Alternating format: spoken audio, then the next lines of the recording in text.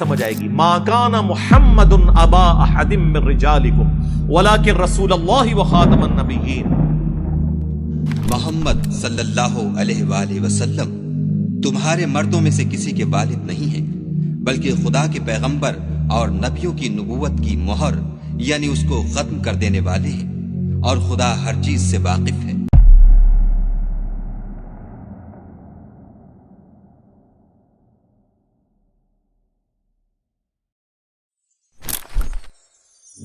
یہ جو میں نے بات کی ہے اس کی دلیل میں قرآن و سنت بھی پیش کروں گا. ایک تو میں نے آیت پڑھ دی سورہ ال عمران کی. آگے چلیں، صحیح بخاری میں حدیث ہے، عبداللہ ابن ابی اوفا جو آخر میں فوت ہونے والے صحابہ میں سے 86 ہجری میں فوت ہوئے، رسول اللہ کی وفات کے بعد 75 ایئرز تک زندہ رہے. ان سے کسی نے پوچھا کہ آپ نے نبی صلی اللہ علیہ وآلہ وسلم کے بیٹے ابراہیم کی زیارت کی ہوئی ہے جو بچپن میں فوت ہو گئے تھے؟ ابراہیم بن محمد علیہ السلام.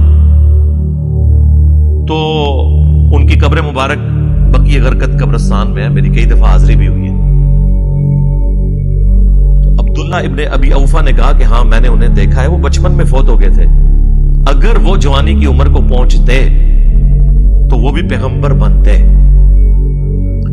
بس اتنا حصہ لیا ہوا ہے قادیانیوں نے کہ جی دیکھ لیں، اس سے ثابت ہوا کہ امتی نبی کا سلسلہ جاری ہے.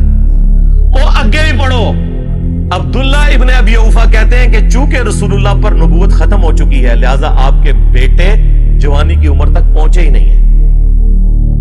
ختم نبوت وہ ٹائٹل ہے کہ جس کی وجہ سے اللہ تعالیٰ نے اپنے پیغمبر کے بچے بھی بچپن میں لے لیے کہ کوئی کل کو بنو اسرائیل میں سے یا قادیانیوں میں سے کوئی یہ گلہ نہ کرے، اور نہ اس گلے کی وجہ سے مولانا اسحاق صاحب بیچارے ڈیسیو ہو جائیں. جواب دیتے رہے کہ بھئی رسول اللہ کا بچہ کیوں نہیں پیغمبر ہوا اگر ابراہیم کی اولاد پیغمبر تھی؟ تو وہ ابن ابی اوفا نے جواب دے دیا کہ ختم نبوت کی وجہ سے اللہ نے ان کے بچے کو جوانی تک پہنچنے نہیں دیا. ختم نبوت اتنا بڑا ٹائٹل ہے کہ جس کے اوپر ہزاروں انبیاء کی نبوت قربان، یہ بہت بڑا ٹائٹل ہے. اب آپ کو وہ آیت سمجھ آئے گی. ما کان محمد ابا احد من رجالکم ولکن رسول اللہ وخاتم النبیین. محمد تم مردوں میں سے کسی کے باپ نہیں ہیں بلکہ وہ اللہ کے رسول ہیں اور نبوت کی مہر ہے.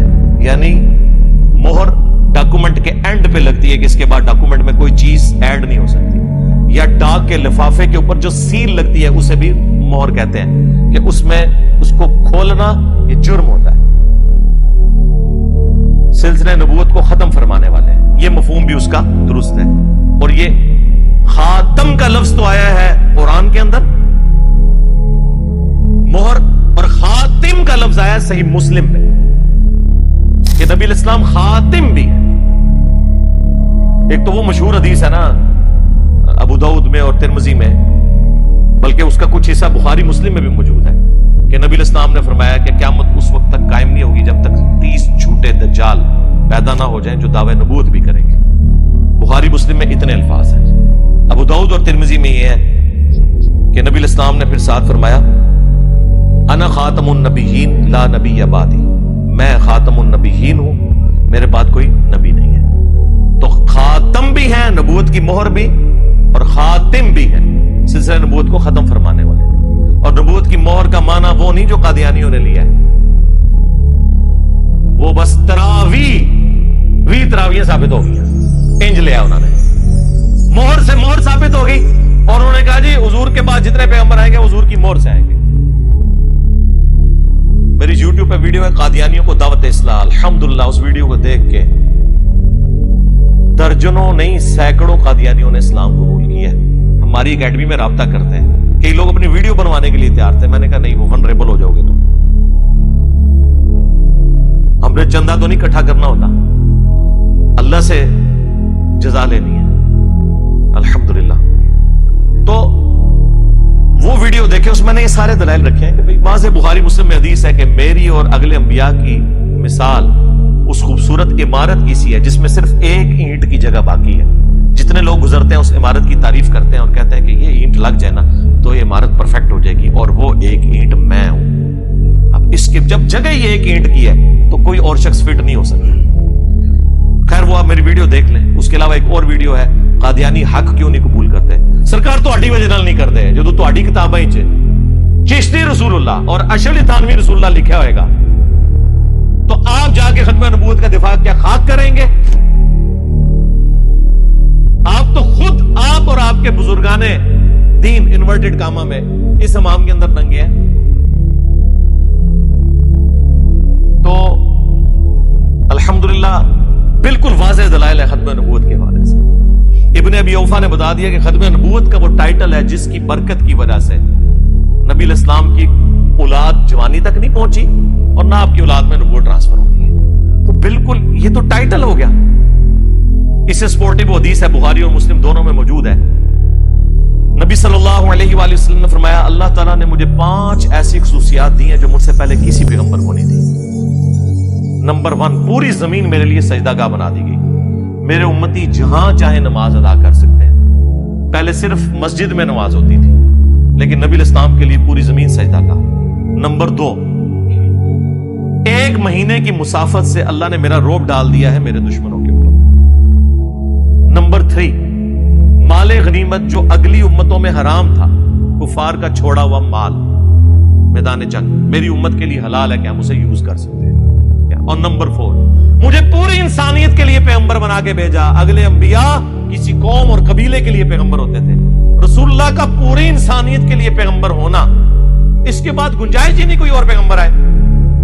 اور اس سے بڑھ کر ختم نبوت ہونا، یہ 2 اتنے بڑے ٹائٹل ہیں کہ اس کے بعد گنجائش ہی نہیں ہے کہ آپ یہودیوں کو جواب دینے کے لیے کہ آل ابراہیم میں نبوت تھی تو آل محمد میں کیا جاری ہے، یا قادیانیوں کا منہ بند کرنے کے لیے آپ کشف اور الہام کا عقیدہ گھڑ کے تو اپنی جان کے لیے بھی مصیبت کھڑی کریں اور امت کے لیے بھی کھڑی کریں، اور جب ہم جواب دیں تو ہمارے لیے مصیبت کھڑی کریں. لیکن ہمیں اس مصیبت سے کوئی پریشانی نہیں ہوتی ہے. ہم ہر مصیبت کو اپنے لیے سمجھتے ہیں کہ یہ تو چلتی ہے تجھے اونچا اڑانے کے لیے. جتنی تیز ہوا چلے گی دعوت حق اتنی پھیلے گی انشاءاللہ. اور 5ویں چیز نبی علیہ السلام نے فرمایا کہ اللہ تعالیٰ نے مجھے شفاعت کا اذن دیا. اور مسلم شریف میں ایک 6ٹھی خصوصیت ساتھ آئی کہ اللہ تعالیٰ نے مجھ پہ ختم نبوت فرمائی. اور وہاں پہ خوتیمہ کا لفظ موجود ہے، یعنی خاتم. جو قادیانی کہتے ہیں قرآن میں خاتم آیا، خاتم دکھائیں. سرکار مسلم شریف پڑھے خاتم کا لفظ موجود ہے. تو لہذا جواب دینے کے لیے آپ نے علمی طریقہ اڈاپٹ کرنا ہے کہ آپ نے خود سے کوئی دلائل بنانے ہیں، الٹا مصیبت کھڑی کر دینی ہے امت کے لیے. اس طرح تو کل کو کوئی کہے گا کہ آدم علیہ السلام کو فرشتوں نے سجدہ کیا، یوسف علیہ السلام کو ان کے بھائیوں نے سجدہ کیا، تو اب ہمارے نبی کو تو سجدہ کرنا ہے ہی حرام ہے. تو آپ اس کے لیے کوئی حدیث گھڑیں گے؟ حقی ہے کہ نہیں؟ ٹائم قیامت تک یہ جواب دینا نہیں اس گل دا کہ اگر آپ نے بیلنس ہی کرنا ہے کسی چیز کو تو ادھر بھی بیلنس کرو نا. کہ فرشتوں نے سجدہ کیا آدم کو، یوسف علیہ السلام کو سجدہ کیا ان کے بھائیوں نے، رسول اللہ کو سجدہ کیوں نہیں کرواتے ہو؟ کرواؤ. جس طرح ادھر کہہ دیا جی نبوت جاری ہے صرف دعویٰ کوئی نہیں کر سکتا، کرو. تو ہم آپ کو پھر حدیث پیش کریں گے ابو داؤد سے، ابن ماجہ سے، کہ نبی علیہ السلام کو ایک صحابی نے سجدہ کیا. آپ نے فرمایا سر اٹھا کیا کر رہے ہیں؟ انہوں نے کہا میں ہیرا نامی شہر کے پاس سے گزرا، لوگ اپنے سردار کو سجدہ کرتے تھے تو آپ تو اللہ کے رسول ہیں عز و جل صلی اللہ علیہ وسلم. یہ وہی کام ہے جو مولانا اسحاق صاحب نے کیا کہ آل ابراہیم میں تو نبوت جاری ہے تو ہم کیا جواب دیں گے. حضور کے صحابی نے بھی یہی کیا کہ وہ سردار کو سجدہ کرتے ہیں، ہم آپ کو کیوں نہ کریں. Same analogy. تو آپ نے فرمایا جب میں فوت ہو جاؤں گا اور تم میری قبر سے گزرو گے کیا میری قبر پہ بھی سجدہ کرو گے؟ نہیں یا رسول اللہ. تو آپ نے فرمایا پھر مجھے بھی سجدہ نہ کرو. اگر میں سجدہ جائز سمجھتا تو بیویوں سے کہتا کہ اپنے خامدوں کو سجدہ کریں اس حق کے سبب جو اللہ نے ان کو دی ہے. بات کلیئر ہوگی.